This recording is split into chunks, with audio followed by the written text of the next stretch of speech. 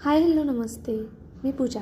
मी आणि बरेच काही या यूट्यूब चॅनलवर तुम्हा सगळ्यांचंच अगदी मनापासून स्वागत करते. नेहमीचंच वरण किंवा आमटी किंवा कोणतीही पातळ भाजी कालवण खाऊन कंटाळा येतो ना. मग काहीतरी वेगळं खावंसं वाटतं आणि बऱ्याचशा रेसिपी आपल्याला माहीत असतात, पण म्हणतात ना ते कालांतराने काही गोष्टी लोप पावतात. तसं काही रेसिपीचं सुद्धा होतं. बऱ्याचदा आपल्याला ज्या रेसिपी येत असतात पण आपण विसरून गेलेलो असतो की अरे हां, आपण ही रेसिपीसुद्धा आधी खायचो. अशीच एक थोडी जुनी रेसिपी मी आज तुमच्यासोबत शेअर करणार आहे.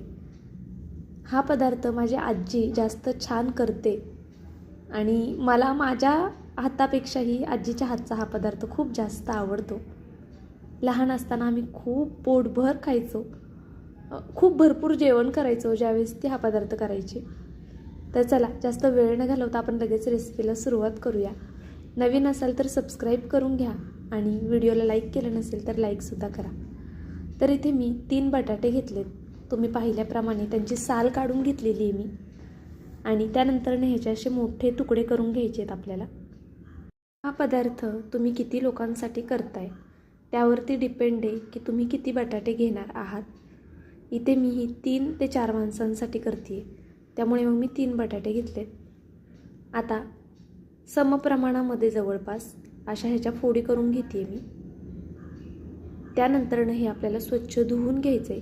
बटाट्याची साल काढल्यानंतरनं सुद्धा बटाटा धुवून घेतला होता मी आणि आता चिरून झाल्यानंतरनं सुद्धा एका पाण्याने धुवून घ्यायचा आणि त्यानंतरनं असा पाण्यामध्ये घालून ठेवायचा. तोपर्यंत आपण बाकीची तयारी करूया. पदार्थ थोडा पारंपरिक आहे त्यामुळे साहित्यही थोडे वेगळे आहेत. तर आता इथे कढीपत्त्याची पानं घेतली आहेत, खोबरं भाजून घेतलेलं आहे, मिरच्यासुद्धा भाजून घेतल्या ते म्हणजे त्या बाधत नाही, पावसाळा आहे त्यामुळे मिरच्या भाजून घेत जा.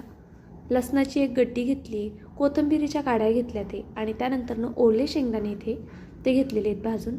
इथे जिरं आणि ओवासुद्धा घेतलेला आहे मी. जिरं आणि ओवासुद्धा भाजून घेतलेला आहे आणि पांढरे तीळ घेतलेले आहेत.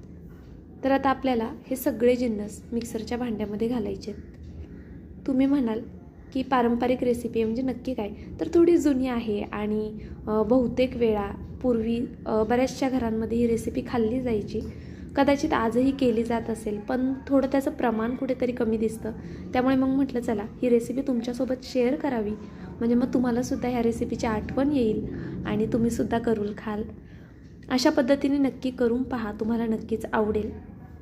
आता इथे मी जे वाटण होतं ते वाटून घेतलेलं आहे छान.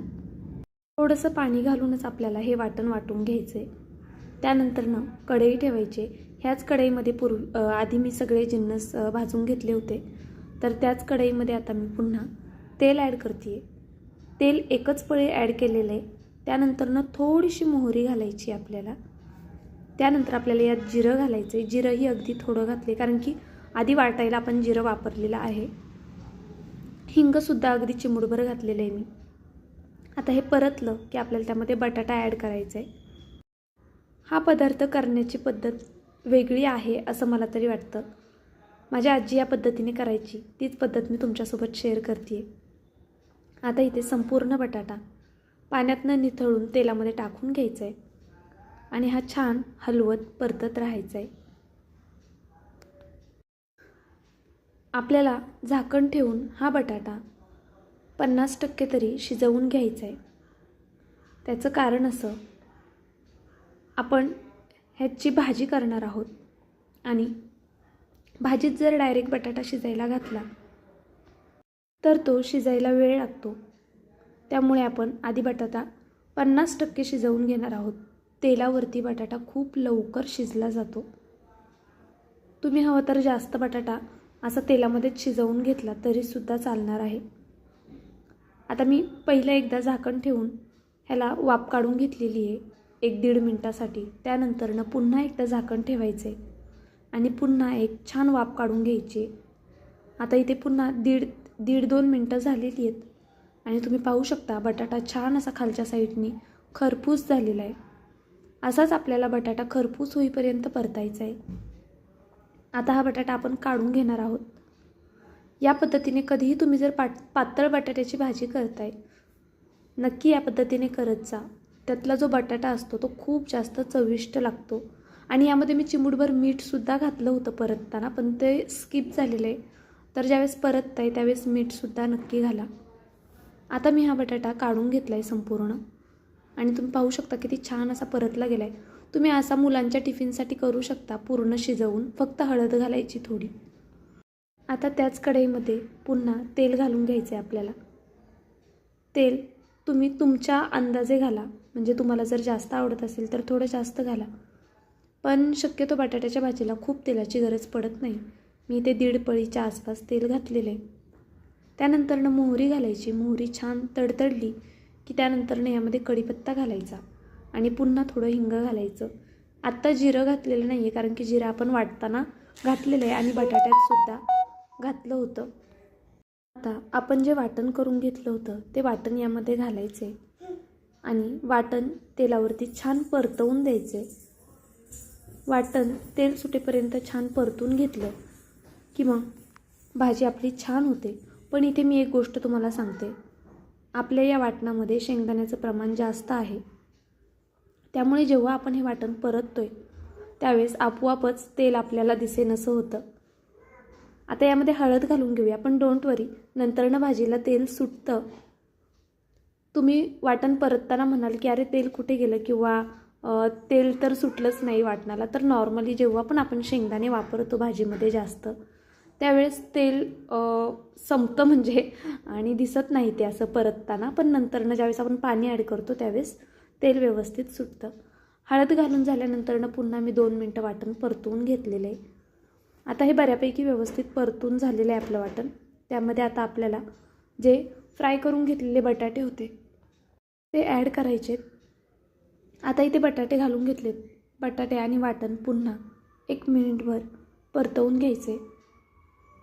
त्यामुळे वाटणाचा फ्लेवर जो असतो तो बटाट्यांना छान लागला जातो. इथे 1 मिनिटभर बटाटा आणि वाटण परतवून घेतलेले. त्यानंतरनं आवश्यकतेनुसार पाणी ॲड करायचे. तुम्हाला जर भाजी घट्ट आवडत असेल, कालवण घट्ट आवडत असेल तर तुम्ही पाणी कमी प्रमाणात घातलं तरी चालेल. पण हे कालवण मला भाकरीसोबत चुरून खायला जास्त छान लागतं आणि इंद्रायणीच्या तांदळाबरोबर खूप जास्त छान लागतं. त्यामुळे मी थोडं हे पातळ करणार आहे. थोडं पातळ असलं की मग खाण्याची मजा वाढते असं मला तरी वाटतं.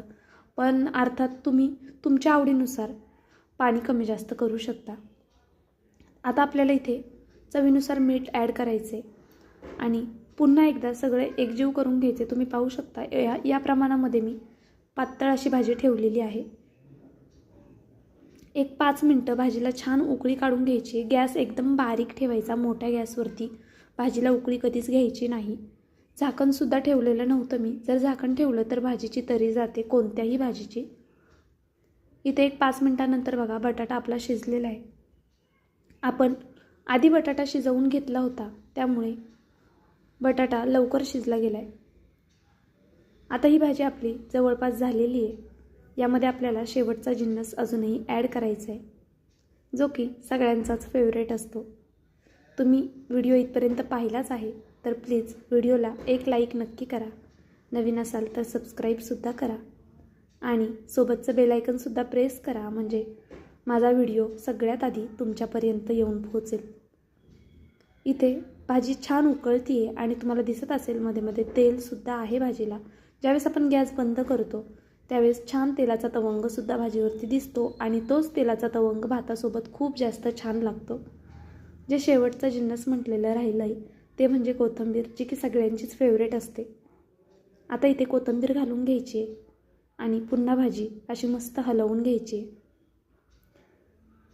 आपली भाजी झालेली. आता आपण गॅस बंद करूया आणि भाजी शांत झाल्यानंतर पण मी तुम्हाला दाखवते की किती सुंदर दिसते ती. कारण की वरतून थोडासा फेस आलेला असतो भाजीला, पण ज्यावेळेस गॅस बंद करतो आणि भाजी शांत होते त्यावेळेस खरंच ती खूप वेगळी आणि खूप छान दिसते. तर पाहू शकता तुम्ही आता गॅस बंद करून झालेला आहे आणि उकळीसुद्धा शांत झालेली आहे.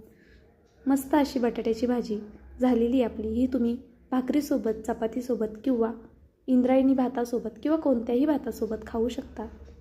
व्हिडिओ थोडा जरी आवडला असेल तर नक्कीच एक लाईक करा. उद्या एक छानसा व्हिडिओ घेऊन मी पुन्हा हजर राहीन. माझा व्हिडिओ संपूर्ण पाहिलात त्याबद्दल खरंच खूप मनापासून धन्यवाद. Thank you so much for watching.